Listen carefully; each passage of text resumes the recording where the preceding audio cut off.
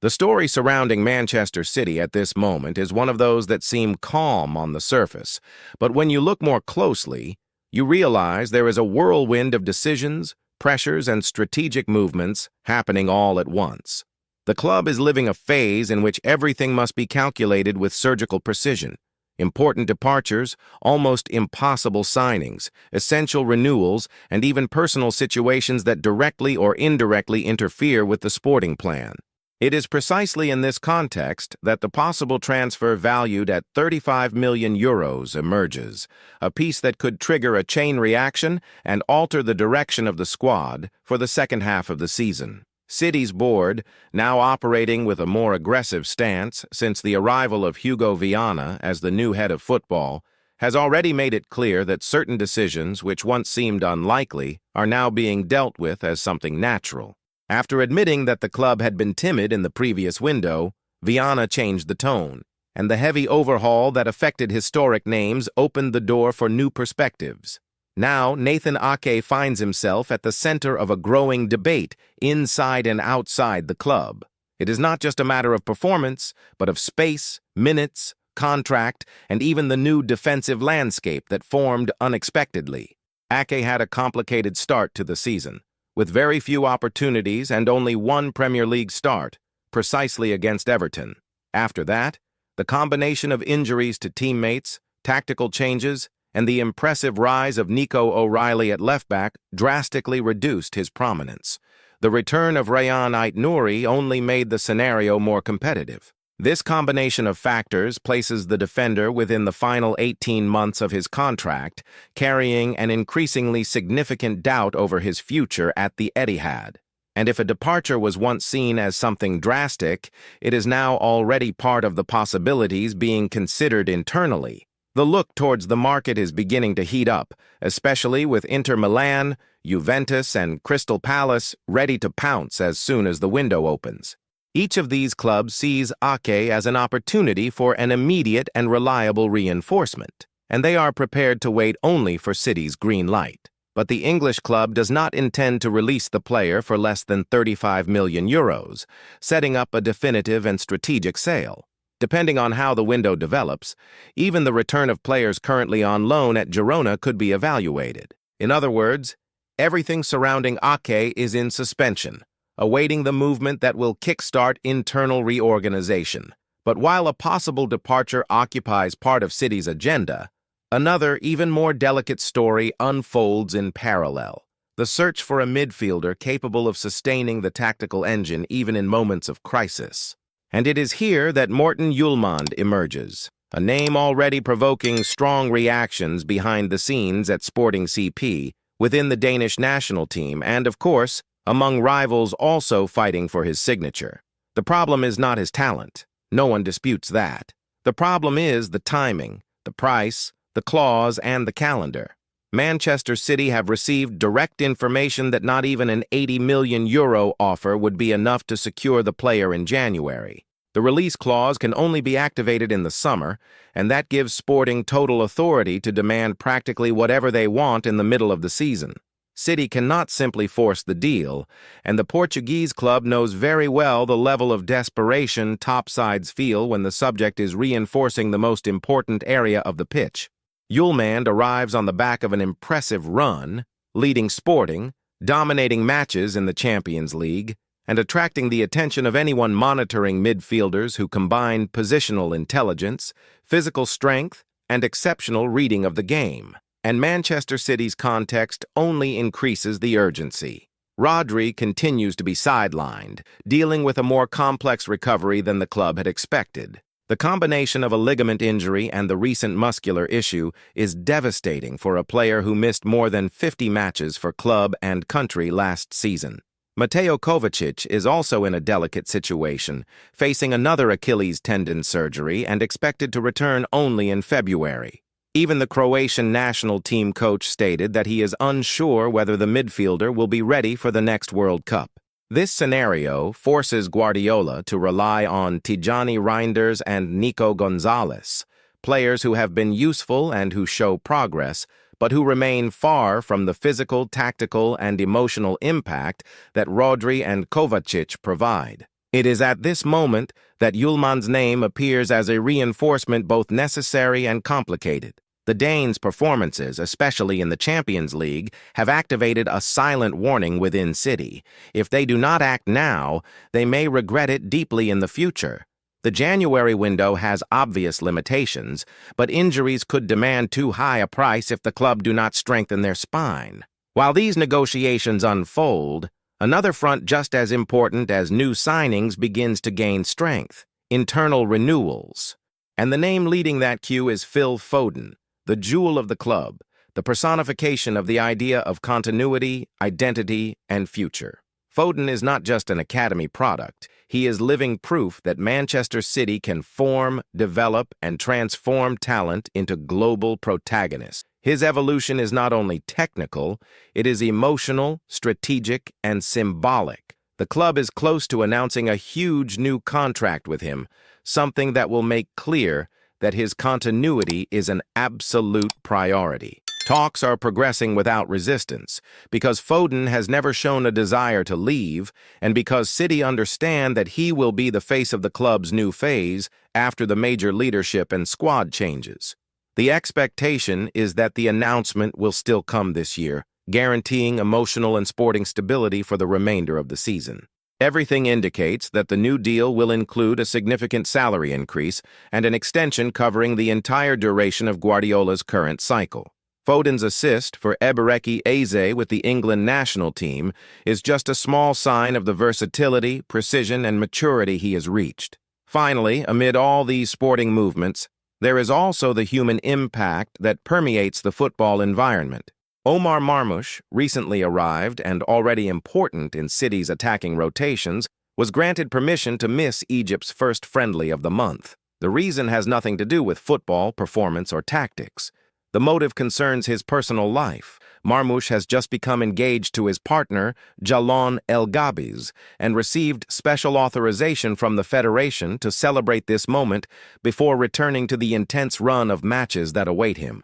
His absence opens space for young players and reserves to prove themselves for the national team, while coach Hossam Hassan looks to test ideas ahead of upcoming competitions. For City, this pause might even be beneficial, allowing the forward to return mentally refreshed and motivated. The club recognizes his dedication, his intensity, and his quick adaptation to Guardiola's system, and they believe that this strengthened personal moment could further enhance his impact on the pitch.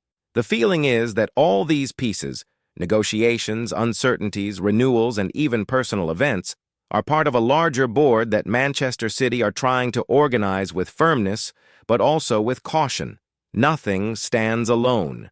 Every movement directly or silently affects another, and that is why the club handle this stage with such care. The possible departure of Ake, for example, is not just a loose point. It is connected to the shortage of defensive options during the season, which in turn is linked to the needs in midfield and the urgency for reinforcements in January. Everything forms a continuous chain, a line that never stops moving. When a defensive player who has already taken part in crucial moments for the club finds himself reduced to very few minutes, the internal impact goes far beyond what appears in the statistics. Ake represents stability, maturity, adaptability, and security in big matches. His potential sale for €35 million is not merely the release of a player, but the reshaping of responsibilities within a defense that has already been undergoing transformation since the departures of historic figures. If he truly leaves Manchester, someone will need to fill that space not only physically but emotionally in the dressing room, and this is where the possibility arises of recalling players currently on loan at Girona, something the board does not dismiss given the unstable scenario created by injuries and inconsistency in certain positions. Amid all this, the fact that City have sought information on Hjulmand reveals an even more central point. The team miss a dominant figure in midfield. No matter how talented Reinders or Nico Gonzalez are, Rodri's absence directly affects the team's identity. The playing style that Guardiola has built over the years relies on the presence of a midfielder capable of dictating the tempo, controlling space, slowing the pace when needed, or accelerating the attacking build-up with precision. When that pillar is missing, the collapse can be more evident than many imagine. Guardiola knows this, and the board do too. That is why, even aware of January's limitations, Hjulmand's name occupies such a large space in internal discussions. He possesses the attribute that the squad currently miss the most: absolute control of the rhythm. It is no exaggeration to say that City are living through a moment in which any signing outside the usual pattern could mean the difference between fighting for the title until the end or falling by the wayside.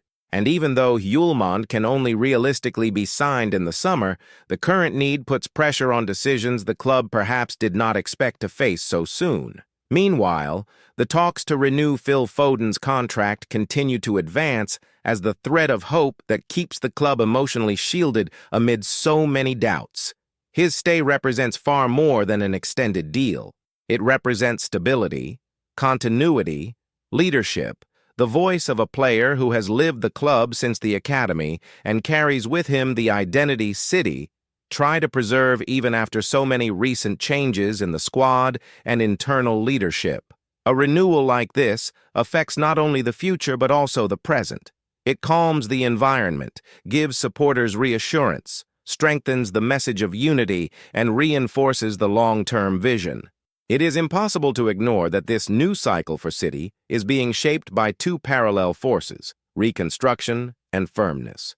The club have lost players who marked an era, gone through structural changes, seen their tactical base suffer from heavy injuries, and still deal with a Premier League more unpredictable than ever. The 3-0 victory over Liverpool was a breath of relief, a reminder that the team remained giant and capable of dominating any opponent when they find their ideal balance. But no one inside the club is under illusions. Depth is lacking, consistency is lacking, and reliable options for decisive moments are lacking.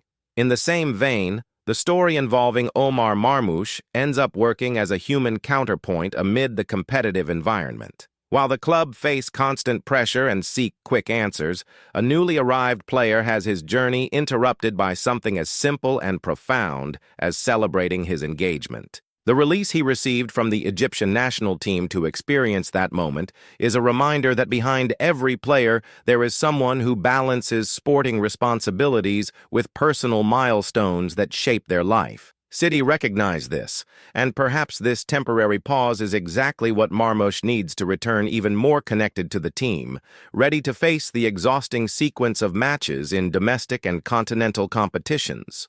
What makes this whole narrative even more complex is that, although each of these developments can be analyzed individually, together they form a single storyline when viewed as a whole. Ake's possible sale will directly influence the search for defensive reinforcements. The difficulty in signing Hjulmand results from the midfield's momentary fragility. Foden's renewal is the emotional anchor that brings serenity to the squad. And Marmoush's pause, as personal as it is, affects the attacking rotation in the coming weeks. Nothing is disconnected. It is as though Manchester City are drawing a new map, and every detail must be carefully adjusted for everything to function. The board worked to avoid repeating the mistakes of the previous transfer window, when they admitted they had been less aggressive than they should have been. Now, the club observe the market closely, know who may leave, who must arrive, who should be protected, and who may become a future pillar of the team. In the end, City are experiencing one of those rare moments that blend reconstruction and ambition. The club do not want to give up titles, do not want to lose competitiveness, and do not accept the idea of falling behind while rivals reinforce themselves. At the same time, they understand that urgent decisions must be taken responsibly, even if that means letting go of beloved players or facing tough negotiations for talents who may only arrive in the future. Observing everything that is happening, it becomes clear that Manchester City are living through a phase in which every decision carries double weight: the sporting weight, which determines immediate results, and the structural weight, which shapes the future. And it is precisely for this reason that the club act with such caution, trying to tie up every loose end before it turns into a bigger problem. The sequence of events is not accidental. It follows an internal logic that City have been building since the major overhaul of the last transfer window. Now, the team are trying to close a circle that remains open on several fronts. The situation involving Nathan Ake remains a sensitive point. He is not merely a defender on the verge of leaving the club. He is a player who has contributed to titles, covered for teammates in decisive matches, and integrated the rotation with reliability. His potential departure creates both an emotional and tactical gap. This gap inevitably demands complementary moves. City know that if they sell Ake, they cannot simply rely on the improvised versatility of players who are not natural in that position. This is why the possibility of recalling loaned players gains strength, not as the ideal solution, but as an emergency adjustment in a scenario that has become more fragile than anticipated. And this point connects directly to the situation in midfield, where the shortcomings are even more urgent. The absence of Rodri, combined with the long-term injury to Kovacic, dismantles the team's balance. Guardiola has always built his sides on the pillars of territorial control and positional organization, and that pillar depends on a dominant player at the center of the pitch. Without that figure, the team lose rhythm, lose compactness, and lose confidence. Opponents notice. Transitions become more vulnerable. Aerial duels stop being consistent. And all of this translates into emotional wear and greater pressure on areas that should not be so heavily demanded. This is why Yulmand emerges not merely as an option, but as the embodiment of necessity. Even if the club accept that January is almost unworkable for a negotiation of this magnitude, the insistence on monitoring him reveals the scale of the urgency. The player has attributes that no one else in the squad can fully offer at the moment. He is strong, intelligent, needs few touches to reorganize the team, and is capable of controlling big matches with maturity. Guardiola knows that, if this profile does not arrive, he will need to compensate with tactical adjustments that could wear down the squad even further, something risky in a season already marked by a lack of depth. In parallel, the renewal plan has become a kind of emotional stabilizer. Keeping Phil Foden is a decision that closes invisible gaps, the ones that do not appear in statistics but resonate in the unity of the group. The psychological effect of securing his continuity is enormous. The squad feel protected, the technical core feel valued, and the supporters find a point of stability in the midst of so many changes. Renewing a homegrown player carries symbolic weight that no expensive signing can replicate. He is the link between the recent past of glory and the future the club are trying to build responsibly. Meanwhile, Omar Marmoush represents the human side of football, and his personal moment influences, directly or indirectly, the club's dynamics. A motivated player, emotionally balanced and connected to his environment, tends to deliver more on the pitch. The coaching staff know this. City know this. For that reason, allowing the forward to be released to celebrate his engagement is not merely a gesture of understanding, but a strategy that respects the individual in order to extract the best from the athlete. Marmoush will have time to breathe, to rearrange his life, and return to the club with renewed energy.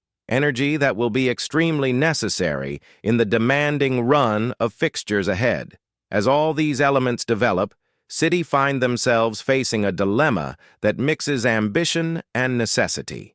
On the one hand, the club want to fight for every trophy possible. On the other, they recognize that the current squad has structural limitations. This tension between wanting and being able defines every decision taken. The board must decide whether January will be a cautious, reactive window, or whether there will be courage to make bolder moves, even amid inflated prices and complex negotiations. The victory over Liverpool served as a reminder that, even with problems, the team still possessed the capacity to compete at a high level. But every such victory carries a subliminal message. City cannot depend on heroic performances to survive a long and unpredictable season.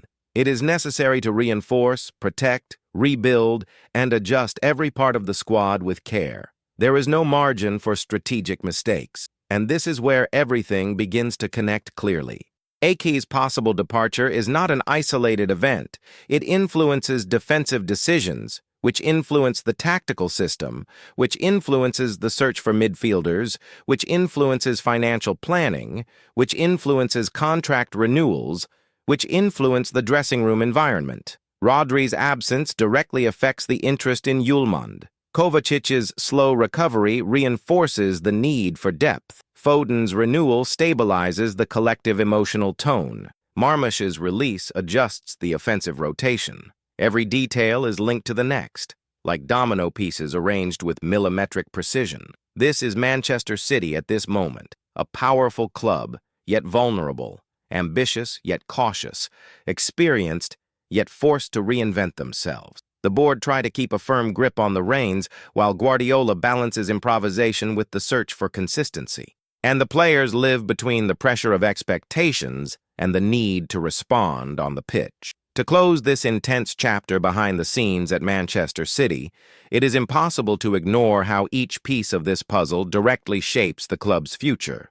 What is at stake is not simply the departure of a defender, the unlikely arrival of a midfielder, the renewal of a star, or the release of a forward for a personal moment. What is at stake is City's ability to maintain their competitive identity in the midst of an unpredictable season, full of challenges, pressures, injuries, and decisions that could completely transform the course of the coming months. If you have followed everything up to this point, you know that the story is far from over. January promises to be a turning point, and every move, or lack of one, may dictate the club's destiny in every competition. We will continue following every detail, every rumor, every confirmation, and every twist in this narrative that grows more intense with each passing week. If you enjoyed this content, leave your like to support the work, and do not forget to subscribe to the channel. That way you won't miss any updates, any behind-the-scenes developments, or any breaking news about Manchester City and the football world. Your participation is essential for us to keep bringing in-depth analysis and complete information like this.